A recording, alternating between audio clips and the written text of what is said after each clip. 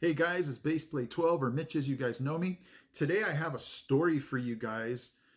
If you guys did not know, I used to be a math teacher for 18 years. I teach robotics now.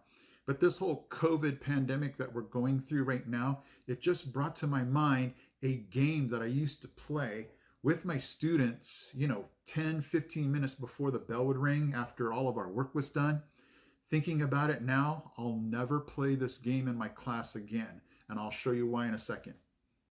Base Play 12. So, if you guys didn't know this, before I became a robotics teacher, I was a math teacher for 18 years. And teachers always have the issue of if we finish class a little early, what to do with those extra 10, 15 minutes maybe before the bell rings. So, I used to play a game with my classroom called The Virus.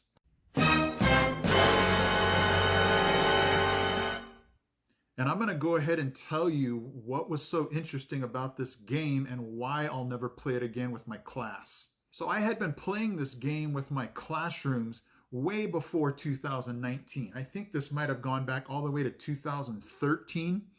It was the game called The Virus. And here's basically how the game worked. I had all of my students that wanted to play, they would put their heads down like they were playing Heads Up 7 Up. And then what I would do is I'd walk around the room and I would tap one student on the shoulder, and that would let that student know that they were the virus. And what I did is I walked around the room, the entire room, just so that every student knew that I could have picked anybody in the room. And nobody was supposed to know who I picked, so I made sure that they weren't peeking. So when I was done picking that one person, I walked around the entire room just to make sure that every student knew that I could have picked anybody in the class. And when I was done, I would say, okay, everybody, put your heads back up like you would in Heads Up 7 Up. Okay, so here is now the objective to the virus game.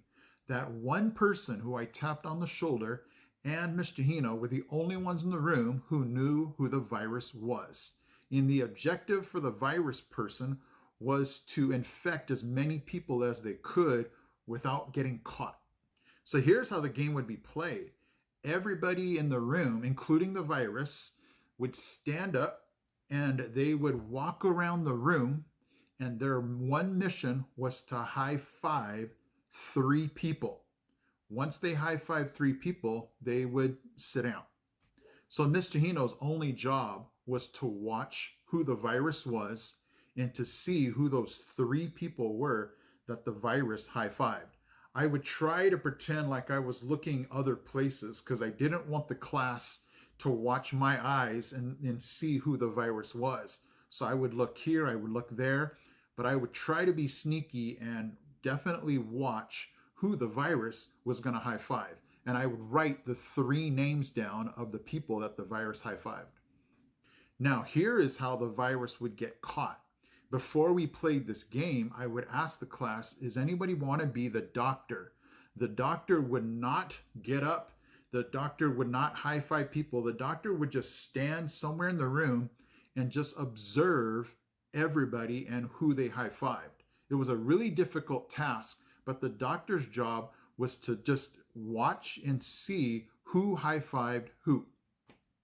So once everybody high fived three people, they would go sit down in their seats. And I had the names of the people that the virus high fived. So what I would do is I would tell the doctor person, whoever that person was, I would give them two names. I didn't want to make it the first two. I just said it's going to be a random two, but I would read off the names of those two people that the virus high fived. And I had to make sure that the people, if they were out, not to say anything. I didn't want that person to go, Johnny, you high five me. That's not fair, because I didn't want them to give it away who the virus was. So let's just say that Sally and Bobby high five the virus. I would tell the doctor that. I would say, hey, doctor, Sally high fived the virus, and so did Bobby. So the doctor now would have to go, who do I remember high fiving Susie and Bobby? And what they would do is, after I would tell them the two people, they would make a guess on who they thought who they thought the virus was. And if they were wrong, I would read off the third name.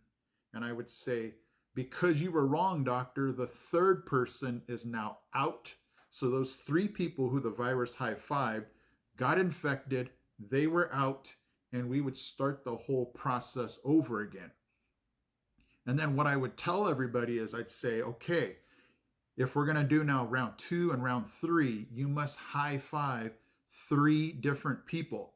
I would have to leave my class to their honor to make sure they high five 3 people that were different, because if they just kept high fiving the 3 same people, obviously they would never get out. I couldn't keep track of that, so I left it up to them and their honor. So eventually, as the amount of people get less and less, hopefully the doctor, it's easier for them to see who is high-fiving who, and the game is over once the doctor figures out who it is. So the doctor eventually will say, I think the virus is Paul, and if the virus really was Paul, we would say, okay, Paul, you got caught, and we would just keep track of how many people did the virus infect. So it was one of those things where it's really spooky and creepy now to look back on that game, because of the way the virus worked, how it would infect, more and more people.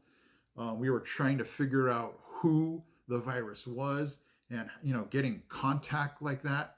So it was just one of those things where, looking back on it now, it's just really creepy. Like, wow, we were playing a real life game that, would have been real in 2019.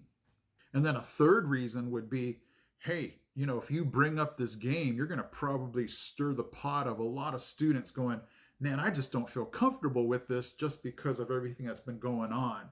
It could probably bring back some bad memories, bring back some haunting, fears. And, for some of these students, that's real life with their family and everything like that.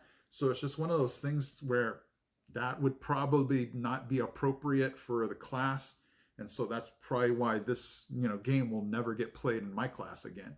So obviously, here are the reasons why I'll never play this game again. Number one, we actually have to make it back to school in the first place. So right now, California is still locked down for schools. Nobody is in person unless you're a private school or you have some type of waiver.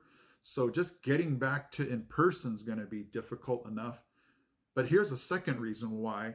That game involved, high five. So, obviously, kids are not going to be able to do any high five anytime soon. And, definitely with the whole 6-foot social distancing, that's going to be tough too.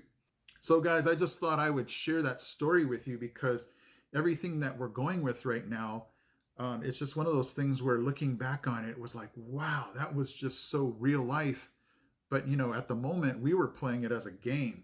My students just had a ball with it. But thinking back now, it's just one of those things where you're like, man, that is so weird how it was so real life. And obviously my students, looking back on it now, can go, man, that really was a real life depiction of what we're going through right now. So it was just one of those things where I thought I would share that story with you, and hopefully, you can say, hey, that really was a cool, fun game. But you're right, Mr. Hino, now that would not be probably appropriate, or probably not something that would happen in a classroom again. Okay, guys, so I just thought that you would find that story interesting, and just one of those things where you kind of scratch your head and go, man, that game where it was just supposed to be fun in games turned out to be something real life. And you're right, that's something that would probably not be appropriate for a classroom anymore. But it was just interesting how that's a game that I used to play with my students, and now it's just something that will probably never creep back into my room again. Okay, guys, so I just thought you might find that story interesting. I'll see you in my next video.